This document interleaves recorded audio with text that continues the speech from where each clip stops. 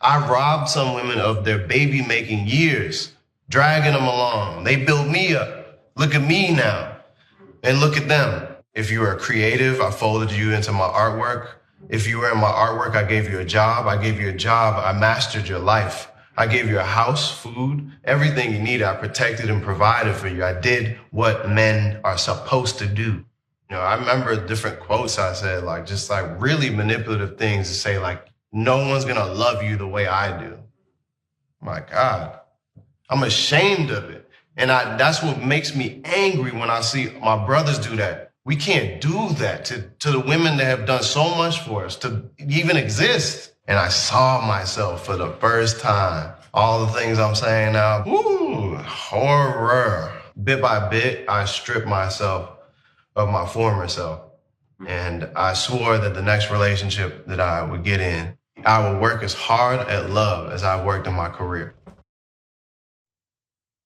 Ooh, singer Jidenna has apologized to all of the Black women whose baby making years were robbed due to his manipulative actions. He recently spoke on the What's Underneath Masculinity with Man Enough podcast, where he reflected on his toxic behaviors in the past. 9 minutes into the interview, he jumped right into it, didn't he? 9 minutes into the interview, Jidenna's 38 touched on his horrific habit of stringing women along so they can build him up. Am I an excellent manipulator? He shared. I didn't understand yet how to relate to women in a way that wasn't like exploitive. It wasn't like exploitive, it was. And I would find different ways to make them feel that what they said I was doing was not happening. To make them feel like, he is listening. Actually, he does want to talk. And that's according to the Black Star. That ain't it. Jidenna even claimed to go as far as making himself cry. What? In order to make sure that the women he wanted felt as if he was apologetic for the way he behaved.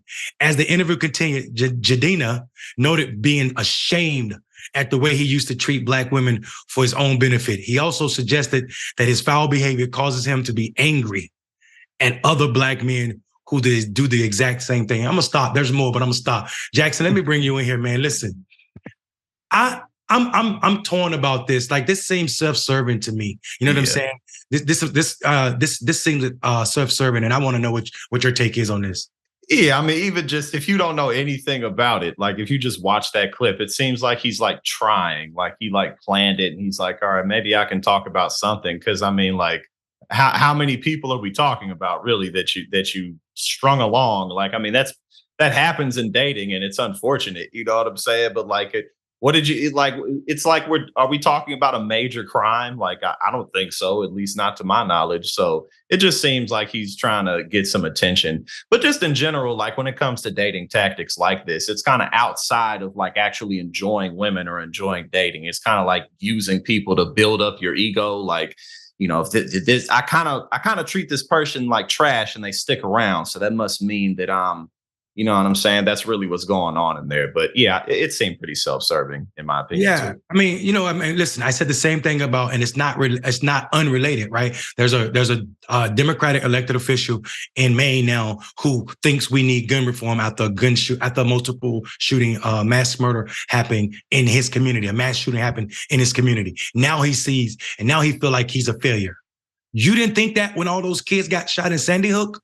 You didn't think when Parkland happened? You didn't think when Aurora happened and so many other places? You didn't think that when 9 Black people were killed in church? You didn't think when that happened in Buffalo?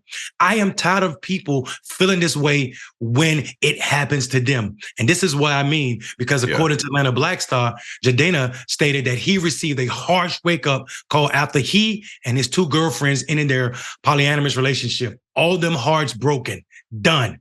That's monogamy. I've had my heart broken, but having multiple at the same time, I hit rock bottom after that, he said. Like we said, brother, this was all about him worrying and feeling bad, and he needs somebody to feel bad for his heartbreak. So now he see.